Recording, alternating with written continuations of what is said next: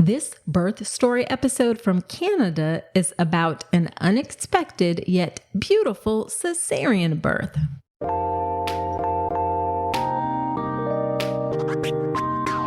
Welcome to the All About Pregnancy and Birth podcast. I'm Dr. Nicole Calloway Rankins, a board-certified OBGYN who's been in practice for nearly 15 years. I've had the privilege of helping over 1,000 babies into this world, and I'm here to help you be calm, confident, and empowered to have a beautiful pregnancy and birth. Quick note, this podcast is for educational purposes only and is not a substitute for medical advice. Check out the full disclaimer at drnicolerankins.com/disclaimer. Now let's get to it. Hey, quick note before the episode. If you've been listening and thinking, okay, but how do I actually get ready for birth? I've got something coming for you. It's the Birth with Power Pathway, and it's my new updated online birth course launching this May. I'll walk you through a step-by-step plan to get you calm, confident, and empowered. Get on my email list at drnicolerankins.com/email so you don't miss it. Hello there. Welcome to another episode of the podcast. This is episode number 228. Whether you are a new listener or a returning listener, I'm so glad you're spending some of your time with me today. In today's episode, we have Amanda sharing her birth story. Amanda is from Saskatchewan, Canada. Ooh, that was a mouthful. She lives there with her husband and their baby boy, JJ. She is a lawyer and she mostly does work related to litigation and medical malpractice cases. Her own birth experience made her passionate about all things pregnancy, birth, breastfeeding, and it gave her a strong desire to share her positive experience with others. And her positive experience was a cesarean birth that she describes as incredibly beautiful, which she never thought was a possibility. She says that her birth wasn't scary or traumatic. It was gentle and empowering. She believes it's important for women to hear that cesarean birth can be wonderful and does not need to be feared or considered less than. And I could not agree with her more, which is why I'm so excited for her to share her story today. Now, I usually do not share birth stories from people who give birth in other countries because I don't know those systems and therefore I cannot comment on them. My lane is U.S. hospital birth. However, sometimes it's nice to hear about other places because we can learn from them and we can learn things that we can improve in our own system. So again, I'm so excited for Amanda to share her story today. Now, before we get into the story, let me give you a special announcement.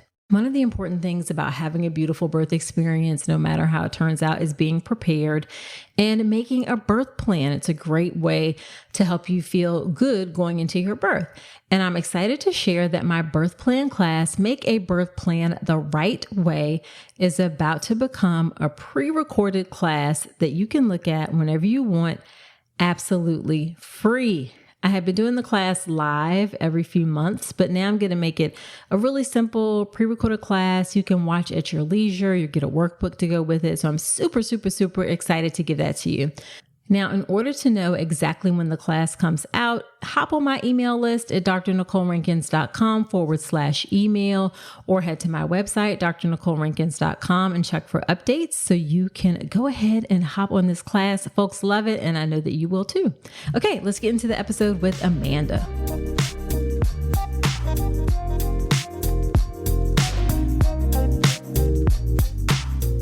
Thank you so much for agreeing to come onto the podcast. I'm excited to have you here. I've never had anyone share their birth story from Canada before. Thank you so much for having me. I'm very excited. I'm a huge fan of you and your podcast, so it just feels like a dream come true to get to be here. Oh, thank you. Thank you. So why don't you start off by telling us a bit about yourself and your family? Sure. So we live in Saskatoon, Saskatchewan, Canada. If you don't know where that is, it's in the middle of the Canadian prairies. It's a big city for where we are, but probably a small city compared to what a lot of your listeners will be living in. It's myself, my husband, Brandon, and our 10-month-old Jameson. So It's just the three of us here. Yeah. Awesome. Awesome. Awesome. Is it warm there, cold there? Like, what's the weather like there? Well, today is very rainy. Normally summer is pretty warm. Okay. But we get all 4 seasons. We get a really cold winter, a really slushy spring, nice summer, and then into like a really short fall and then winter again. Gotcha. All right. So in order to understand the birth, we have to understand a bit about what the pregnancy was like. So what was your pregnancy like and your prenatal care like? I'm really curious what prenatal care is like in Canada and if it's any different. Yeah, so I don't totally know how it works in the States, but for me, I just started with my GP is what we call them here, the general practitioner. Okay. So my family doctor, she cared for me up to 28 weeks of pregnancy. A lot of GPs here have what's called a +1, so they can do labor and delivery. Mine doesn't do that. Okay. So she referred me to an OB when I was 28 weeks is when we started under the OB's care. And then that's who took care of us for the latter part of my pregnancy. Okay. And was it the same OB that you saw the whole time? Yeah. Okay. And then do you have a choice as to who you see or do you get sent to a specific person? Yeah. So we had a choice, but how it works is you can't just book in, you have to get a referral. Okay. And so we requested a referral to a specific OB. She didn't take us. Most of the OBs here will only take high risk pregnancies and I wasn't. Got it. Thankfully, my practitioner had a relationship with the OB that we ended up getting with. So she took us even though she normally wouldn't. So we got pretty lucky here. Gotcha. So then who do the low risk people mostly go to? Yeah, they're GPs, they're practitioners, they're family doctors. Okay. Interesting. All right. Yeah. And then did you have any problems or issues during your pregnancy? Not really. I was quite nauseous the whole time. I ended up on expectant, which worked wonders for me. I know it doesn't for everybody, unfortunately. But then once we did get into the OB's care, she did an extra scan, which normally wouldn't happen here. We get one at 8 weeks for dating. Okay. And then one at 20 weeks for the anatomy scan. Okay. And that's normally it, unless you have any concerns. Sure. But she just wanted a scan because she does it in her office. Normally we would have to get a referral to go to the clinic, but she could do it right there. Okay.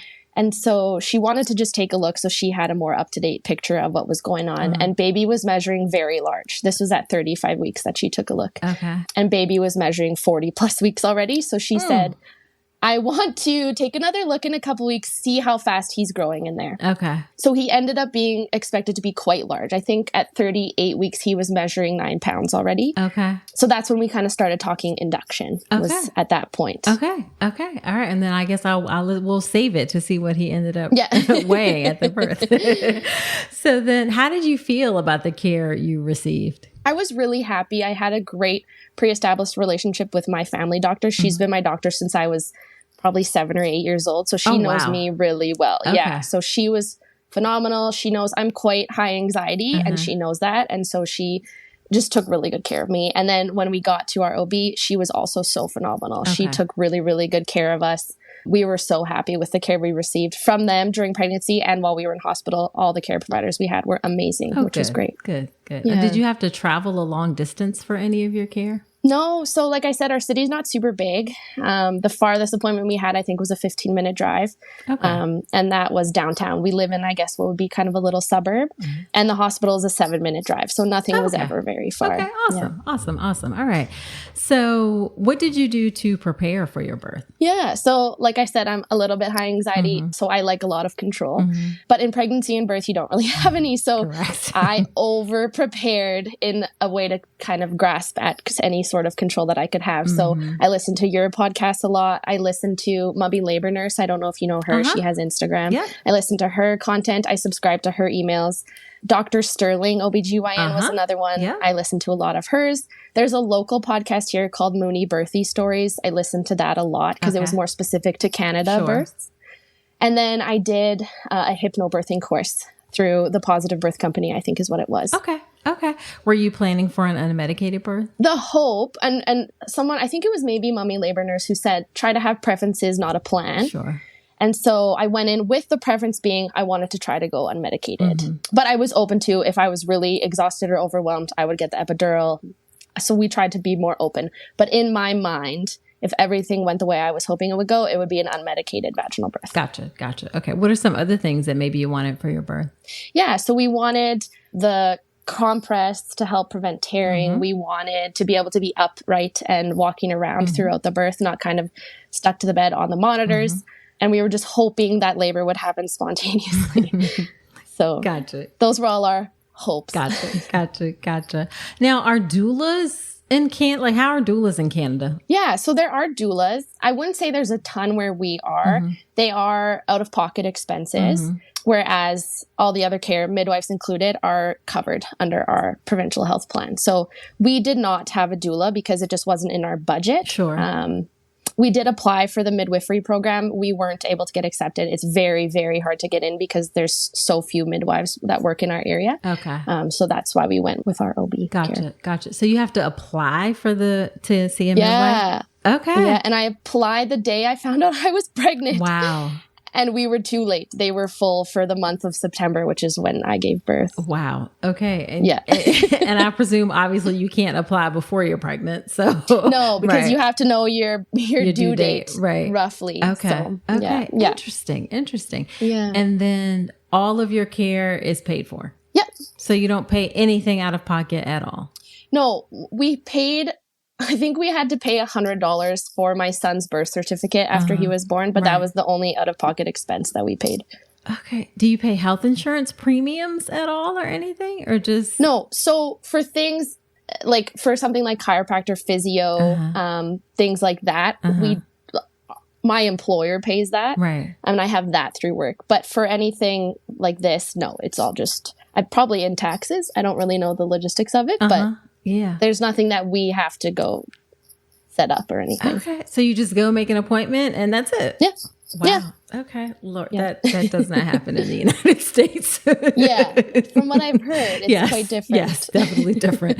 All right. So was there anything that you were afraid of about giving birth? Yeah, everything. My biggest fear was that I was going to have a cesarean section. My friend the year prior had to have an unplanned one with her daughter, and she had hoped for an unmedicated vaginal birth as well.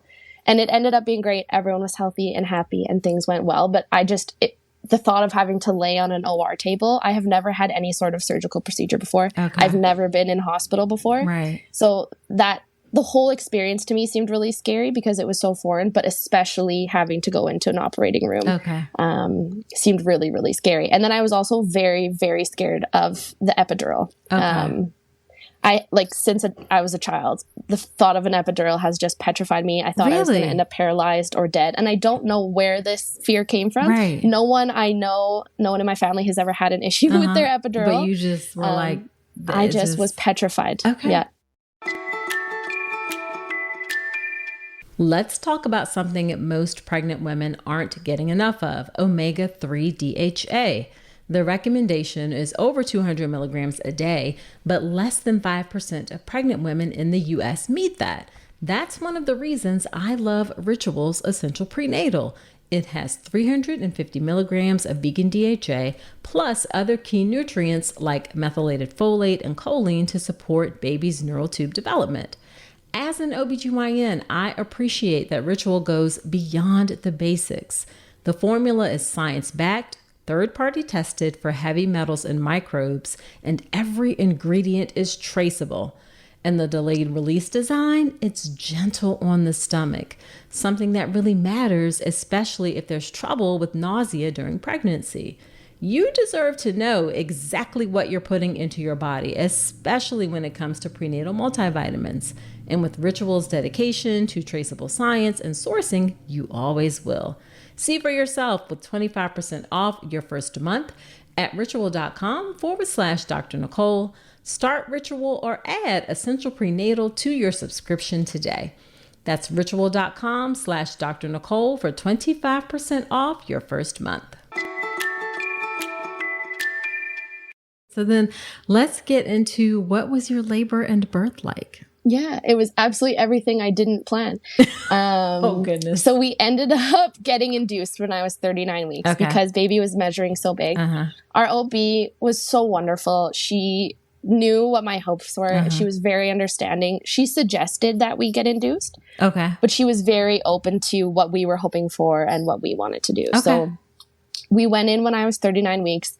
And I remember she just walked into the room and she put her hand on my lap and she said, "How are you doing? What are you thinking?" Okay. And I said, "I'm actually ready. Let's do an induction." Okay. Because at that point, I was uncomfortable. I was not sleeping. Right. I wanted to meet this baby that was inside of me. Right. And so I don't know when I had the change of heart, but it was like overnight one day, I just was ready to go with the induction. Okay. So she tried a sweep that day and nothing happened. So we went in for the induction the next day. So I was 39 and 1. Okay. And we started with the Foley catheter. Okay. So I was just dilated enough that we could do that. So we went, and the way our hospital works is that once you go there and you have your room, that's your room for your whole stay. So you get induced there, you labor, you deliver, and then you recover there. So it was really nice to just kind of settle into our room. You stay there the whole time? Yeah. Yeah. Interesting. Okay. Yeah. Okay. So it's really nice setup because we just we unpacked our bags, we put up some Christmas lights, we put out some candles and affirmations, and we just got to settle into our room, which ended up being our room for 5 days. So it was really nice that we kind of had this little home base. Sure. So I had the Foley catheter. Once it was in and they did their monitoring and baby and I were okay, we were actually allowed to leave for a few hours. Okay. So they wanted us back there to sleep that night, but we were allowed to go out. This was about 2 p.m. by the time we got it in. So we went to my parents' house, who live really close by, and just had some food, watched some TV. Right. And then I ended up having some contractions. And very unexpectedly, I got very nauseous and sick, which is not normal for me. But in pregnancy, it was somewhat normal for me. So then I just wanted to get back to the hospital. I wanted to be in our hospital room, have a care team there to take care of me. Right. My poor 19-year-old brother was also home, and he just was not okay with what was going on. So I decided we would go back to the hospital. Gotcha. Around what time was that? This was probably at about 4:30. Okay. So you left for a couple hours and then was like, I'm just going to head on back. Okay. Yeah. Okay. I just want to go back to the room. Okay. But wait, you left your stuff in the room? Like you just, they were just like, go have dinner, go do whatever, and then come back. Yeah. Wow. Okay. Yeah. It was really nice. That is not, this doesn't happen in the US, but no, go ahead. So you get back to the room and then. Yeah, we got back to our room. And so I just explained to the nurses I wasn't feeling well. They brought me all sorts of goodies, which was lovely. I had so much apple juice and ginger ale and some Gravol, and I started to feel a lot better. Okay. And so we just kind of hung out, and they did their monitoring I can't remember how often they were checking vitals and getting baby on the monitor to make sure he was doing well. And we just hung out kind of for the next night and day in our hospital room. Okay. So how long did the Foley stay in? Yeah, it never fell out. So they ended up taking it out when it had been 26 hours. Wow. Yeah.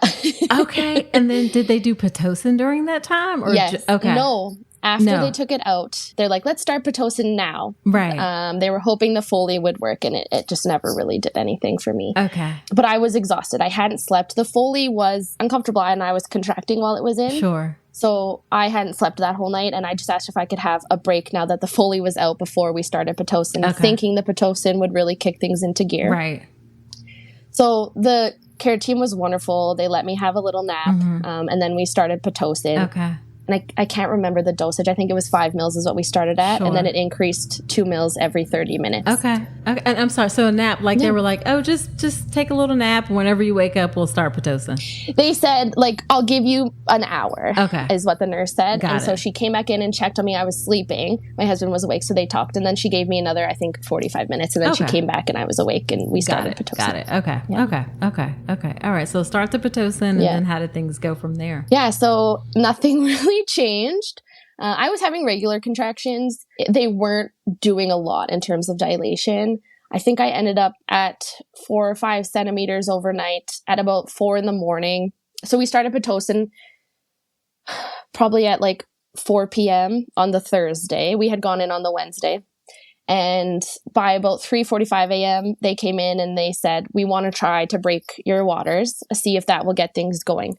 So they did that. And was that your doctor or was that? Yeah. So the way it worked here, when you have an OB, once you go in, you're under the care of whoever's on call. Got it.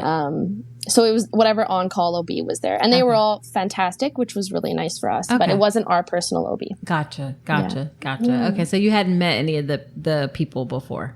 No. Okay.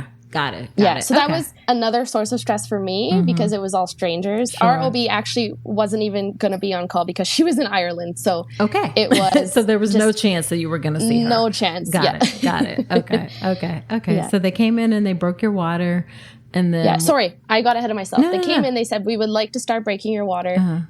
And now I think they maybe gave me my epidural They broke my waters and then gave me my epidural. They both happened right back to back, and I don't really remember which happened first.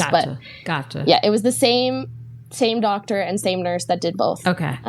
So they broke my water and gave me an epidural in kind of the same half hour. Gotcha. Was it just that? Did you want an epidural, or did they? I did. Okay. I wanted the epidural. I had asked for it about midnight, before my waters were broken.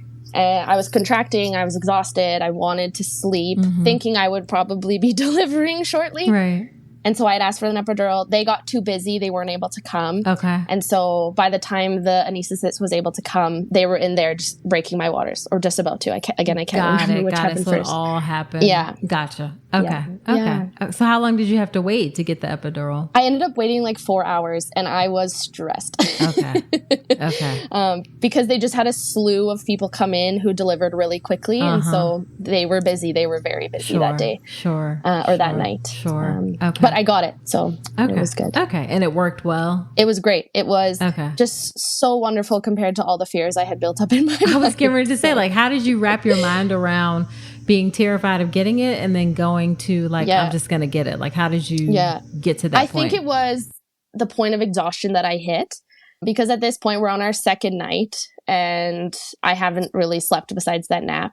And I voiced my fears to the nurses and the doctors, and they were so wonderful about it. They ended up giving me some anti-anxiety medication. I can't remember what it was, and it helped massively.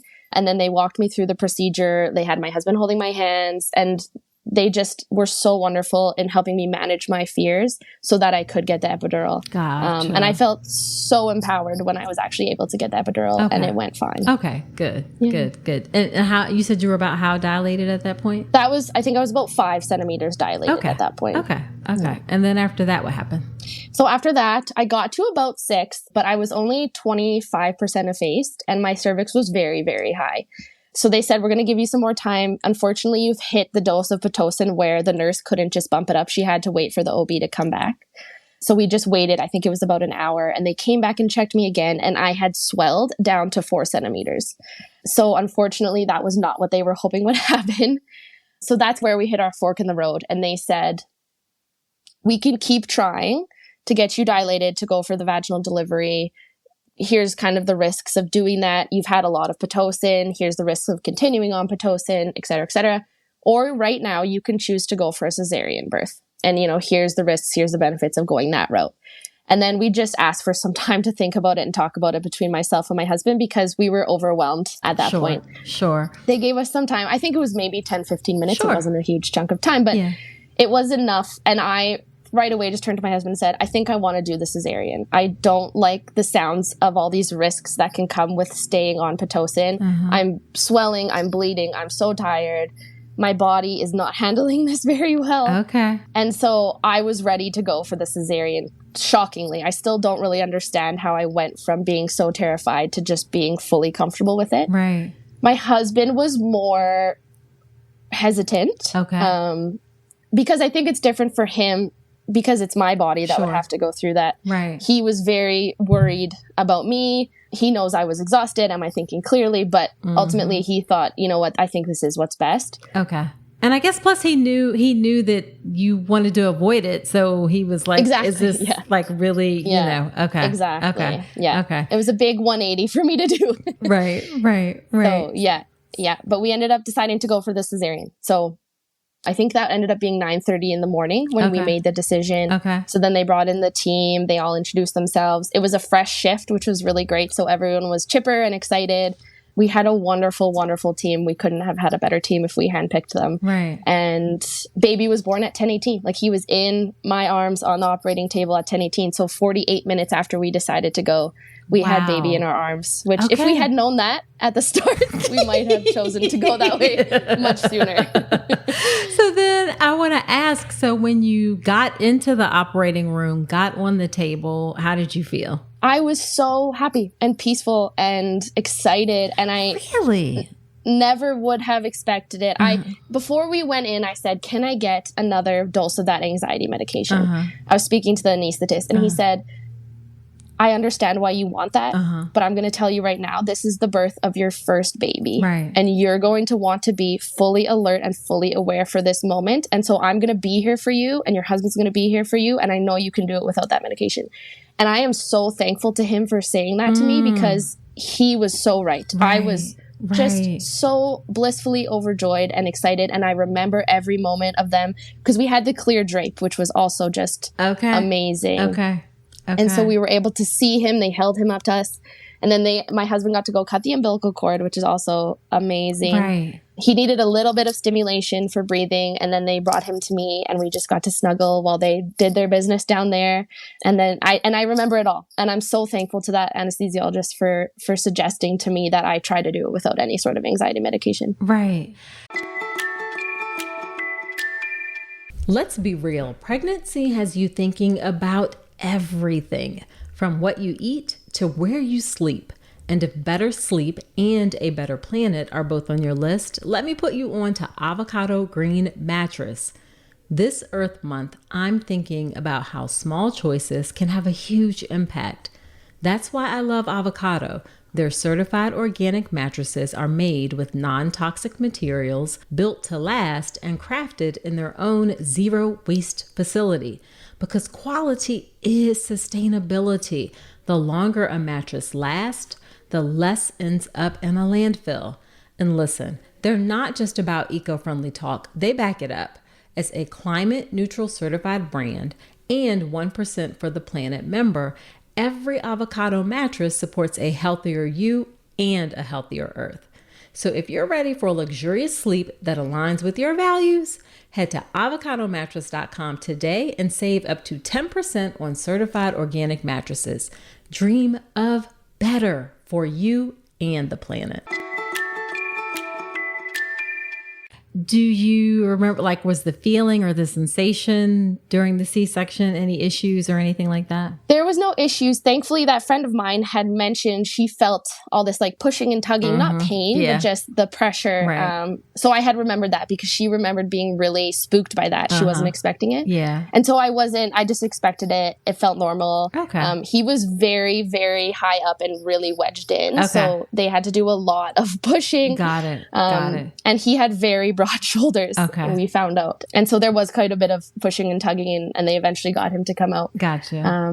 But it wasn't unexpected. And I was just so giddy with excitement that I didn't care. Okay. I was talking to my husband, an anesthesiologist, and it was just amazing. It was so amazing. I can't even describe how unexpectedly wonderful that experience was. Oh my goodness. And then, it's a weird sensation because you know something's happening, but it's like, what's going on? Exactly. So then, of course, the big question is, how much did he weigh? He was 9 pounds, 6 ounces. Okay. So nothing outrageous, but big enough. The thing with him was how broad his shoulders were. So he was 9 pounds, 6 ounces, but I think he was only 19-20 centimeters long. Okay. Very so broad like shoulders. Solid, he was a very solid dude. Yeah. And so when they pulled him out, they actually thought he was going to be macrosomic, like over 10 pounds. Right. They were guessing 13. But it was just it was the broadness of him that really threw everyone off in terms of his size. And thankfully, they said, we absolutely made the right decision. It would have been a pretty nasty shoulder dystocia if I had kept trying to go with a vaginal delivery, the way he was wedged in there and so broad. Gotcha. So that was a really big relief for us to hear and get that affirmation from the surgeon and the doctors that were there. Gotcha. And then was the surgeon the OB, whoever was there that day? No, she was some new OB we had never met. Okay. She came in just to start her shift that day. Just before we had decided, I texted my mom and she said, "Oh, she's fantastic. Maybe she'll get to do your delivery for you." And I just remember being like, "Oh, that's awesome." We were Googling her and she seemed so wonderful. Right. So it worked out really nicely that she ended up being the surgeon who did the cesarean, because she is very, very wonderful. Okay. Awesome. So is that pretty routine in the hospitals that it's just the OB, whatever OB is there? Yeah. So unless it's a scheduled cesarean, it's just whatever OB is on call. Okay. Yeah. Interesting. All right. Yeah. So then what was your recovery like from the C-section? Yeah. So obviously completely unexpected. I had expected a vaginal birth. We didn't really prepare. And we live in a 2-story. So the stairs were really tough for me. Okay. But I mostly just kind of camped out in our bedroom with our baby. And my husband did the going up and down the stairs. And it was honestly fine. I didn't really realize you also continue to bleed after a cesarean birth. So that, and I had to really be on top of my pain meds. Okay. And the gas X meds, which was very important. Yeah, the gas is almost worse than the pain. It's like, why is this happening? Yeah, it can be really challenging. Yeah. Oh, and how long do you stay in the hospital after you have a cesarean? Yeah, so they keep you for 48 hours. And you were still in the same room. You were still in the same. Okay, this is just interesting to me. Besides, well, I mean, the OR, and then they wheeled me back to the room after the OR. Yeah. Okay. So you stay for 48 hours afterwards, you said? After the cesarean, yeah. Okay. Is that typical? Yeah. Okay. All right. So then, did you breastfeed? I did. Yeah. So as soon as we got into the recovery room, he latched and breastfed like a champ. I had also harvested colostrum ahead of time and brought it with us. So they brought that down because he was big. They were a little bit worried about his sugar levels. So we supplemented him with my colostrum. And that went great. And then, he fed like a champ and still breastfeeds like a champ today. So. Okay. Do you have lactation counselors? Is that part of the care we that do. You get? Yeah. So they come check on you once. I asked her to come back just because I really wanted to make sure things were okay. And she said, it seems great. He seems great. There's what's called the Breastfeeding Cafe. It's a free resource that moms and babies can go to, hosted by lactation consultants in our city. So you can go to that after you're discharged from the hospital. We never ended up having to go, but it was nice to have that contact information and know that I could if we ever had issues. And then did you have any issues with postpartum blues or postpartum depression? I ended up, so the first 2 weeks, and the nurse kind of warned us that those first 2 weeks are going to be quite intense. I think I cried every day at 5:30 on the dot. Okay. There was never really a reason. It just was my time to emotionally let go, I guess. And then right at the 2-week mark, I started to feel a little bit better. But for me, it was really crippling anxiety, which wasn't a surprise because of how anxious I was before a baby. But and especially with regards to his health, it was fall, flu season was starting, RSV season was starting. And I was so anxious about his well-being. And it's this little newborn that can't tell us how he's feeling. And we've never had one before. So I ended up talking to my GP and we got on an anti-anxiety medication and that helped massively. Okay. All right. And then does your GP also see your baby or do you have a separate pediatrician? No. So I think you can get referred to a pediatrician. A pediatrician did check on him in the hospital, was at the birth, etc. But then he's just been under my GP's care now since he was born. Wow. Okay. So that's really nice because your GP knows you, your GP knows your baby. And so every appointment is me and him. My husband also came to them as well. And so she would check on him, do whatever she needed to do with him, and then check on me physically and mentally, which was great. Gotcha. Yeah. Okay. And then what kind of postpartum mental health resources are available? Like, are there therapists or counselors or things like that? Yeah, so I guess I can only speak to my personal experience. The therapists that I go to aren't covered under our provincial health plan, so I have to go under my work health plan. So it's separate. I think there are certain services that you can go through, but it's a lot longer of a wait. You probably have to get referred and things like that. So I just booked in with a private company and then use my private insurance for that. Okay. All right. And how long is your maternity leave? Yeah, so I'm doing 13 months, which is a little bit strange. It's generally 12 months or 18 months. So I'm on the 12-month track, but I ended up quitting my job 3 months into mat leave and starting a new job, or accepting a new job. So I will start that in October, which will technically be 13 months after I went on maternity leave. Okay, wait a minute. So you were on maternity leave and quit your job. Yes. And you were able to get another job while on maternity? So the reason I quit my job was because I was approached about this new opportunity. I wouldn't have probably done it without something lined up. Gotcha. So I accepted this new job, asked if I could start in October, and then went back and quit my other job. Got it. But they knew that you were going to be on maternity leave and it wasn't like... Yeah. Okay. Yeah. And then do you still get paid when you're on maternity leave or is it reduced or? Yeah. So it's government payments that come, it's a percentage of your salary and then there's a max salary. Okay. But then a lot of employers, which mine did, for a certain period of time, will top you up to what your full salary normally would have been. So I think my top up was 18 weeks, and then I was just on the maternity payments. So, wow. They were going to give you your full salary for 18 weeks. Yes. And that's typical?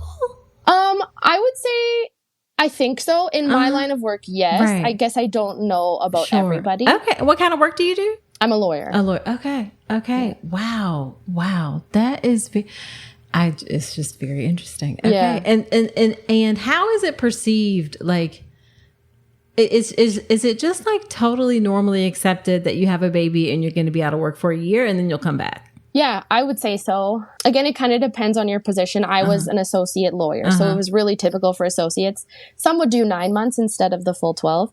But for the most part, everyone does the full 12. Right. Now, if you're an entrepreneur or a partner at a firm, it's a bit different because you're not an employee. So it's a bit more complicated that way. Sure. But what if someone said, like, I'm only going to take 3 months? Would that be crazy? It would be shocking, I would say. Okay. Yeah. It's so short. Yeah. Can you tell that to the United States government? Oh my God. Because most people, I mean, it's like 6 to 12 weeks of leave is what people get in the US. And it's not, a lot of it might be unpaid, like completely unpaid. Oh my God. I can't imagine. Well, even having to be unpaid for 6 or 12 weeks, but also then having to try to go back to work. Physically, I don't even think you're recovered. And emotionally, certainly not. Yeah. Wow. Yeah. Okay. All right. So then as we wrap up, how do you feel about your whole birth experience? Yeah. If you had asked me this 2 weeks ago, I would have said nothing but positive things. Through therapy, I've been working through that there is actually a little bit of grief there for me because it went completely not to plan. But my therapist has just hammered home that grief can coexist with the joy and gratitude that I have for what our birth experience was. So I am so happy with how it went and that it brought us our beautiful boy and everything was wonderful and our care team was wonderful. But I do still have a little bit of grief that I have to work through that I didn't have the vaginal birth I envisioned. Sure, absolutely. Yeah, that's a beautiful way to put it, that grief and joy can coexist at the same time. So, so what then would be your one favorite piece of advice that you would give to someone who's pregnant now? Yeah, I would just reiterate that one piece that I don't remember where it's from, but have preferences, but not a plan because it will certainly almost not go the way you think it will. Right. But it can still be really wonderful. Yeah, absolutely. Well, my goodness, thank you so much for agreeing to share your story and for like me peppering you with all the questions about the Canadian system. It's so different than what we do here. I mean, it just seems like there's more value placed on mothers and family in general. Absolutely. Than what we have here. So I just really appreciate your time. Thank you so much for having me. Like I said, I'm such a huge fan. This is such an honor to get to be here and chat with you.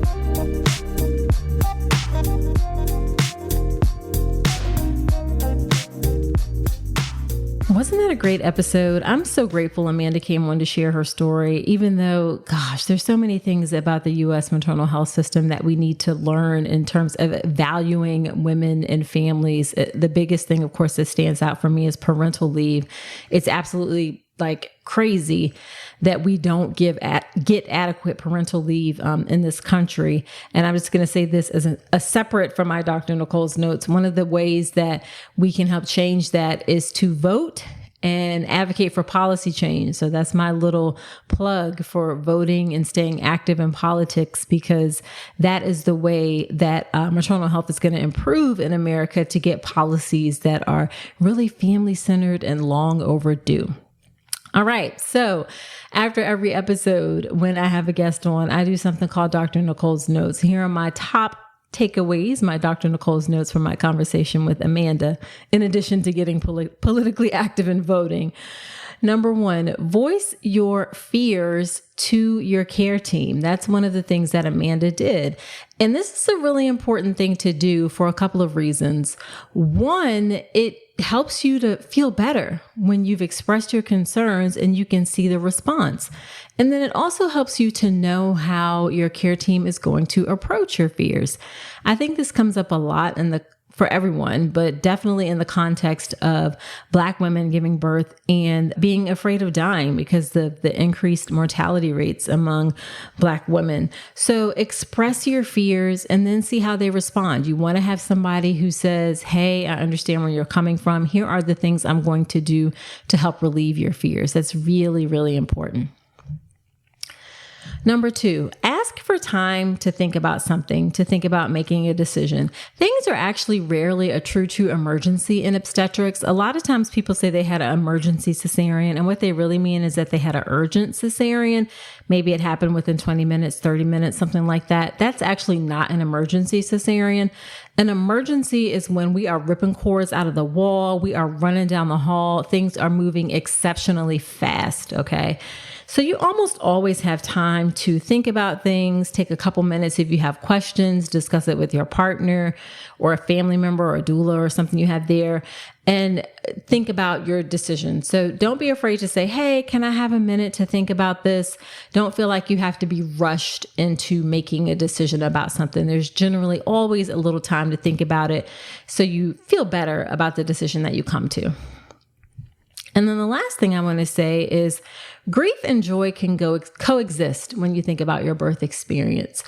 In Amanda's case, she was very much so, sad that she had a cesarean. She definitely did not want a cesarean, but she was able to find joy in her birth. Now, a lot of that is she had a supportive care team who helped her to find joy in her birth. But you can definitely have grief and joy coexist when you think about your birth experience. Honestly, when you think about life experience. And then I said that was the last thing, but I do want to say one more thing, and that is postpartum anxiety. We talk a lot about postpartum depression, and that is great. But I think we also need to start expanding the conversation around perinatal mental health to talk about postpartum anxiety as well. It's definitely so real, definitely under-recognized. I think it can often be more present in people who are type A, want to control things, that kind of thing. So be on the lookout for postpartum anxiety as well, and do seek out help if you need it. All right, so there you have it. Please share this podcast with a friend. It helps me to reach and serve more people, helps the show to grow. And I so appreciate your help in helping me reach millions of pregnant folks, because that's what I have on my heart, soul, and passion to do. Also, if you're so inclined, leave me a 5-star review in Apple Podcast. I'd love to hear what you think about the show, and it helps the show to grow. I definitely look at those reviews and I appreciate it. And also subscribe while you're there. Subscribe wherever you're listening to me right now. And don't forget to check back in, join my email list, head over and take my birth plan class, Make a Birth Plan the Right Way. It's going to be completely free and on-demand class that you can take whenever you feel like is good for you. You can head to my website, drnicolerankins.com, or join my email list at drnicolerankins.com/email. So that's it for this episode. Do come on back next week, and remember that you deserve a beautiful pregnancy and birth.